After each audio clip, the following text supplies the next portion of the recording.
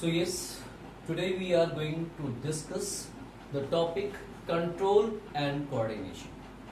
Before going to learn this topic, we should know about what is the exact meaning of the control or the coordination and what is going in our body.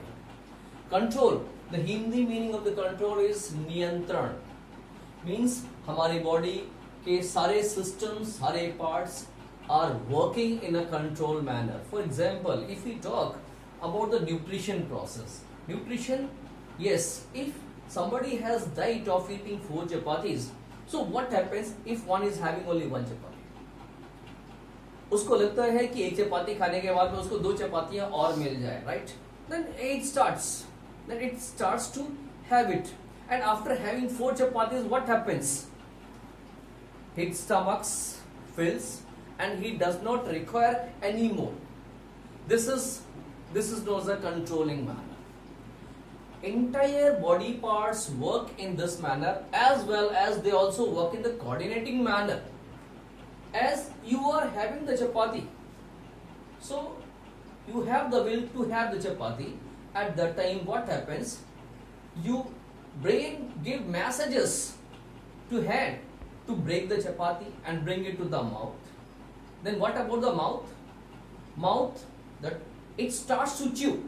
After that, engulf and so on. Means all these process takes place, works in a systematic manner. That is known as a coordination. So working together different organs in a proper way is known as a coordination. Is it clear now? Now we here in our body, for the control and coordination, we have 2 systems, those controlling and coordinating the body. One of the system is known as nervous system.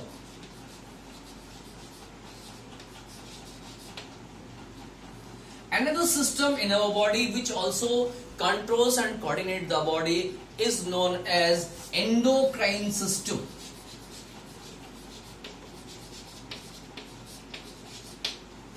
In the first, that is the nervous system, we have the brain, nerves, spinal cord, etc., etc. Those works chemically as well as electrically. It is a very fast process where all the impulses and reflexes takes place very quick. On the other hand, in the endocrine system, few chemicals are there. Those are known as hormones. They also works. They also coordinate, controls and coordinates. But this process takes place in very slow manner. So yes, first we are going to discuss about the nervous system. The nervous system comprises of 3 parts. One of them is known as a central nervous system. Second part is known as a peripheral nervous system.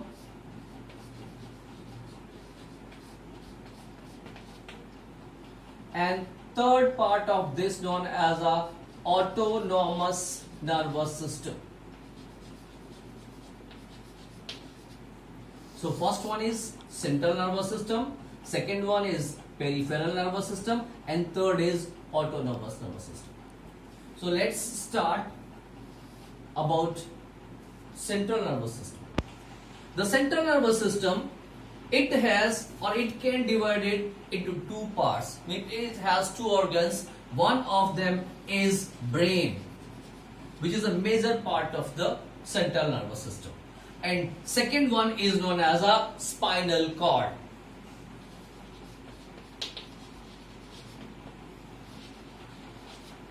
There is a diagram. You can see both the parts have shown here. The first part which has shown here, the largest part known as a brain, and this part is known as a spinal cord. Brain found in the skull. There is a cavity known as a cranium cavity. It is found inside the cavity and protected by several layers known as a meninges. So skull, cavity is cranium, and the layers, and these layers are known as a meninges.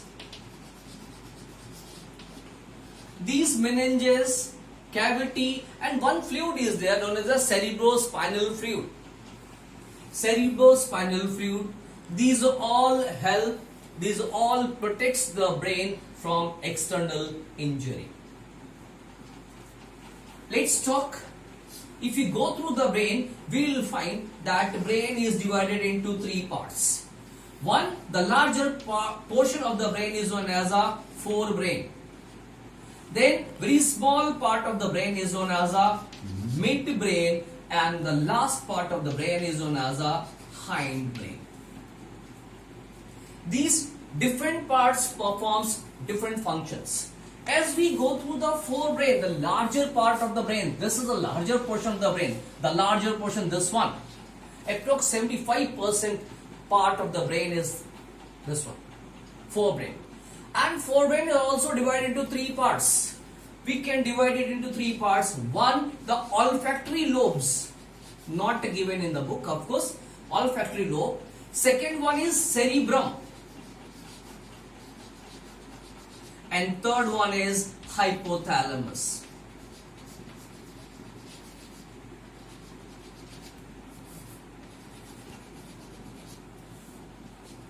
So what is the first part is olfactory lobe, second part is cerebrum, and third part is hypothalamus. These are three parts of the brain and they perform different functions. Olfactory lobe, it is responsible for the smell as well as audio, sense of the audio. Then we have another part of the brain, the larger part. This is a very important part of the brain. Entire means most of the brain comprises by this cerebrum. This cerebrum is responsible for memory, reasoning, thinking, learning, as well as voluntary actions. The actions which occurs, which takes place on our will, they are known as voluntary actions. So, is it clear now? These five are responsible for what? They are governed by the cerebrum hemisphere. Then there is one more part, the last part of the brain or the forebrain is hypothalamus. What happens? The hypothalamus, the last part of the brain, is responsible for hunger, thirst, sleeping, emotions, fatigue, etc. It is also responsible of homeostasis, that how much amount of water should be contained in the body and how much should be expelled from the body. These all are the major function of what? Forebrain. These all four brains. Then the midbrain, the smaller part of that, smallest part is this one, and this, it is responsible for vision as well as involuntary actions. Few involuntary actions, those are above the neck. The actions, involuntary actions, those are above the neck. They all are controlled by the midbrain. And then last one is hindbrain. Hindbrain also divided into three parts. This is a hindbrain part. This one, a yellowish portion shown here, hindbrain, and divides into three parts: pons, cerebellum, and the medulla. This is a cerebellum, this is a pons part, and this one is a medulla oblongata.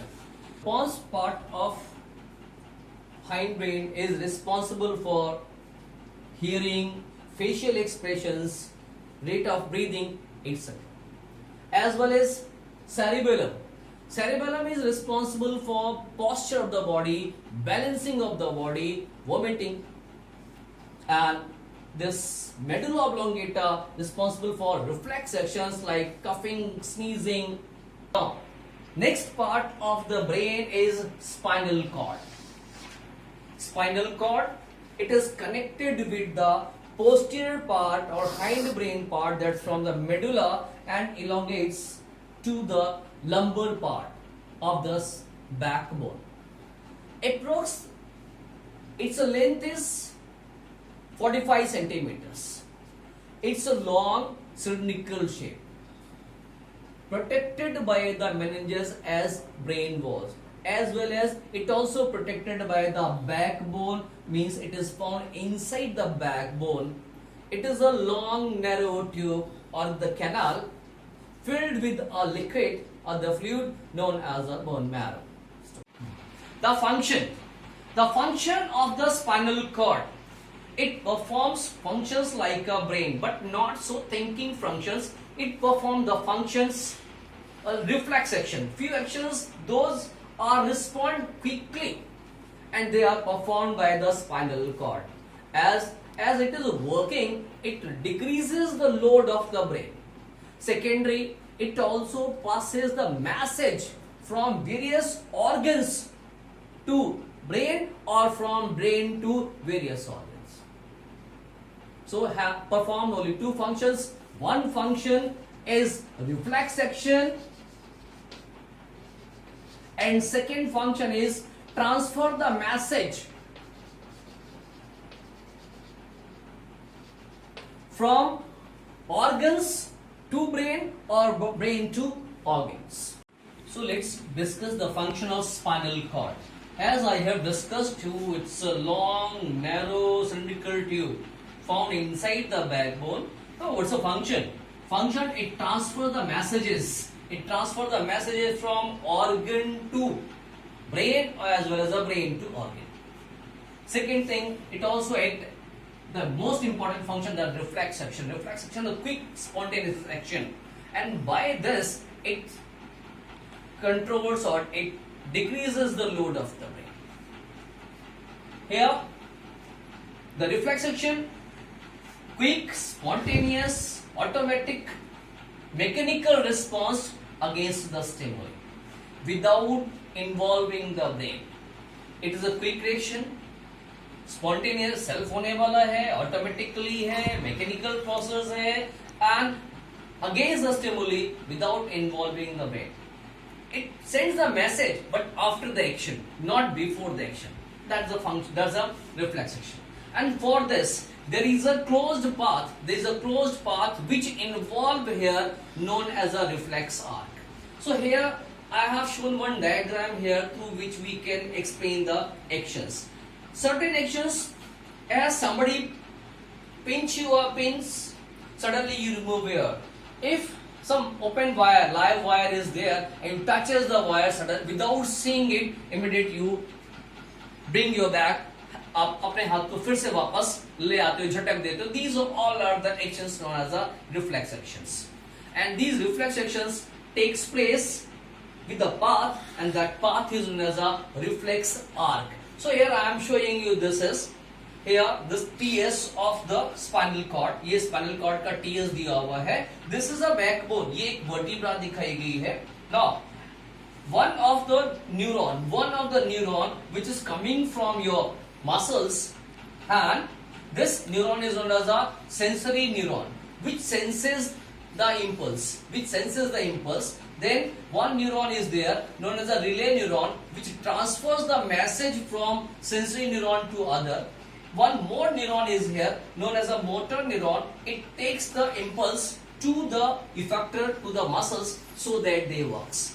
So this entire path, entire path means this organ, or you can say muscles,